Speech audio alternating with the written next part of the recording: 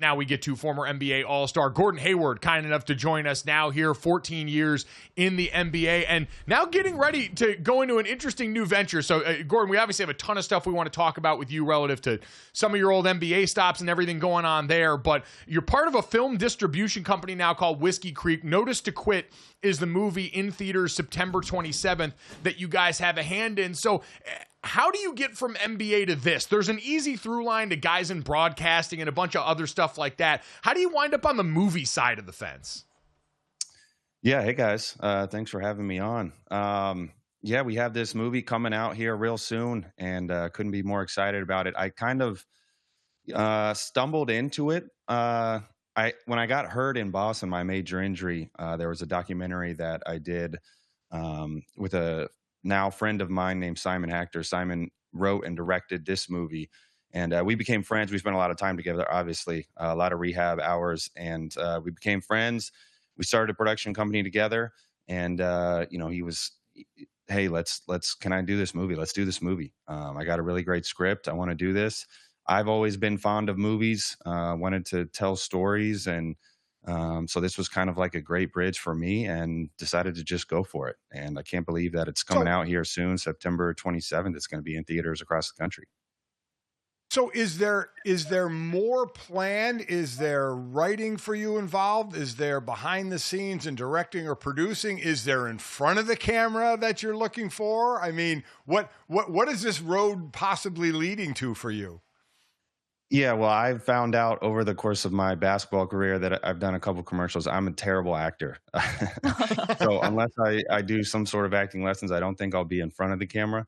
But you know what? I'm open to a lot of different things. I think my focus has always been on my basketball career. Now that that's come to an end, I'm gonna have to figure out something to do. And so we'll see. I'm learning about this whole thing. It's not like I went to school to do this or anything like that. So I'm just excited to jump into this, and who knows where this will take me. Gordon, it's obviously as an athlete, retiring is a hard thing for anybody. But I feel like on movie sets, film sets are a real team effort. Like it's almost the closest thing in storytelling to a sports team. You could say the producer's the coach. Director's a play caller. Were you on set at all? And did you find any of those similarities between being an athlete and then being on a team making this story? Yeah, there's a lot of similarities. You're right about that. And I wish I would have been able to be on set. We filmed this movie kind of over COVID. So there was a lot of restrictions going on. There was obviously the restrictions with basketball too. And I was in the middle of getting ready for our season. We filmed this over the course of 2 summers. So I wasn't exactly able to go on set. However, being the producer, I'm getting sent dailies, and I'm, in on the conversations of what's going on. We're having to problem solve with different things. And you're right. There's a lot of moving parts, a lot of moving pieces. You're all trying to get one goal accomplished. You got your star players with the actors and the director, but it certainly is. I didn't realize. When you watch movies, you see the credits at the end, and I don't know. I didn't ever put it together like that. Those are all people that are helping put this movie together. You know what I mean? As just a casual movie fan, you kind of like don't think about that. But then when you're involved in it, there are so many people that are helping to make the movie a reality that you just don't even, you don't really think about it. And there certainly is just a lot of moving parts, and it's a team effort, no doubt. There's so much that goes into that, and it sounds like you've got a lot on your plate with this front. So I'm curious, has that maybe staved off some of those feelings of angst as we get towards, the start of a new NBA season coming up here pretty shortly, the training camps that are getting ready to go? You're newly retired, and for a lot of guys, there can be that draw that first year where you're not getting ready to go lace it up. Has that popped up for you at all, or has this kind of satiated that? Yeah, not yet. I think it's been pretty much a normal off season for me. Just I haven't done in the basketball route. I'm still trying to stay in shape, so I'm still working out. I think once we get closer to that training camp, end of September, October, certainly would be in the market of whatever team I'd be playing for right now. But this movie thing is taking a lot of time, and it's something that you're right. It's going to help, maybe not help me just kind of move on and move forward and not really think about the basketball piece. Although, like I said, as soon as the games start rolling, I'll surely be thinking about it. Well, obviously you played 14, 15 years. You played a hell of a long time. What was the reason to retire?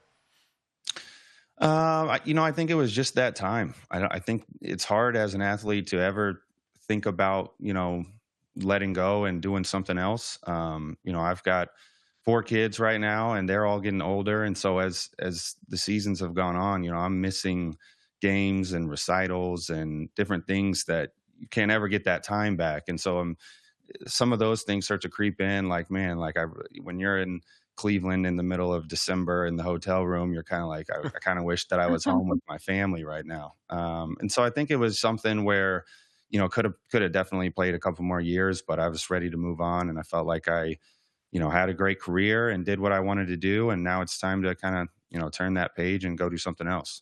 Are you ready for kickoff? Join the football action this preseason and regular season with DirecTV's Sunday series on DraftKings. You build your best lineup in 6 free contests to compete for a share of $30,000. Then, watch the Sunday games your way, live or on streaming apps with DirecTV satellite free. Play now for free at DraftKings.com/DirecTV. Terms and conditions and other eligibility restrictions apply. See DraftKings.com for details. As a fan of especially indie film, which I think is really, really amazing that you are making these films, because I don't think people realize quite how hollowed out the industry has become. So thank you for doing that. But I have to ask you, favorite basketball movie of all time? Oh, wow. You're going to put me on the spot. Yeah, sorry. Well, I'm from Indiana, so I'm going to have to go with Hoosiers. I mean, it's an obvious one. Yes. The town that I grew up in, which is a suburb of Indy, the gym, which is no longer there anymore, but the gym was used as one of the gyms. I'm pretty sure it was the regional in the movie. My aunt was an extra in the crowd, which is her claim to fame. So I got to go with Hoosiers. It's awesome. It's a great pick. It is a movie that we've discussed a lot, me and my dad, over the years. Yes. I've never actually seen Hoosiers, and at this point, I feel like I'm too far down the rabbit hole to actually go and check it off the list. And so now this just has to be a part of my personality, Gordon. I'm sorry. Oh, my God. That's criminal. That's criminal. You know what that is? That's poor parenting for me, Gordon. Is what it is. That I haven't had. My son hasn't seen that movie. With 4 kids of my own, we always sit down and we're watching movies, and it's hard. Like, I got to watch the classics with them, so we got to sit down and watch all of those types of movies. Well, wait, Gordon, that's a great question too. So, how old are your kids right now, and what movie range does that put you in right now? Are you in like the Cars, Trolls, all those different movies? Have you graduated out of that yet? It's a difficult range right now because I have a 9-year-old and an 8-year-old, but I also have a 5-year-old and a 3-year-old turning 4. And the first 3 are girls too. And so the last one's a boy. So I'm also like kind of trying to balance, like, all right, we're watching a girl movie, but all right, let's watch some boy movie now. We can't always be watching girl stuff. So, my younger ones want to watch cartoons. The older ones are sick of the cartoons. They want to watch some, they're trying to push they're trying to get into the PG-13 range and all that type of stuff. So, it's a little bit of an argument and a discussion every time we watch. It's incredible how that just tends to continue work out. that will continue with just different kinds of movies as they get older, till you tell them they can't watch a certain movie. Got to certainly talk to you about some basketball. Let's start with your time in Boston. So much made with the 2 stars there, Tatum and Brown, about their relationship and whose team it is, and they finally got over the hump and won the title. Talk about their relationship in your years in Boston. Sure. I mean, I wish we would have been able to win a title when I was in Boston. We certainly had all the talent when I was there. Just a lot of circumstances that didn't go our way. Obviously, my injury, and Kyrie got injured, and we had a lot of moving pieces and moving parts. And I've talked about it before on other shows, but there's a window that you need to hit as an NBA team, and a lot of teams struggle to hit that window just because of individual ambitions. Guys are on different paths in their own career, and Boston's seems to be in that perfect time frame, that perfect window right now. When I was with Boston, JT and JB were still trying to find their own way. Certainly my first year there, Jason's rookie year and JB's second year, I think they had, because I got hurt, there's just so much more responsibility given to them, and they obviously made the most of it. But I think that couldn't have been better for their development as players. And I think they were just both so focused on growth and trying to get better, trying to prove themselves. I don't know if anyone would have expected. I think everyone expected them to be good. I don't know if anyone expected them to be so good so fast. Because right out of the gate, that first year I was in Boston, I think they went to the Eastern Conference Finals and gave Cleveland a run for their money and had a chance to win, which was so unexpected for such young players with so much responsibility in the playoffs. What I think it just speaks to just their talent level right off the get-go. I've always said that one of JT's, to me, biggest strengths was just his ability to never be shy of or afraid of the moment. He always seemed to rise to the occasion, even as a teenager in the NBA. But I think they're at a great place right now. I mean, obviously they're both JB with where he's at and JT. I mean, it's a clear 1-2 for their team, and sometimes that's the best thing. You got to have some sort of pecking order. They got to their window and they capitalized on it last year, and they seem to be in range to do that. You finished up in Oklahoma City, which is a team that seems to be entering that window right now. So from what you've seen of that core up close and personal, do you think they're capable of doing what Boston's done around Shai Gilgeous-Alexander? Absolutely. They have the pieces and the talent to for sure do it. It's going to be, I think, on them to figure out exactly, that you have to mesh as a team, and you can't be trying to compete with each other and not compete together. And then we did that a lot in Boston, where we're almost competing against each other to try to shine the brightest and individually succeed.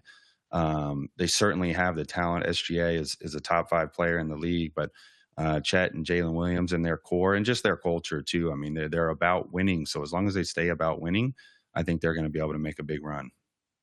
Gordon, besides, is there anything, we've only got about a minute left here, is there anything you think they're missing from that?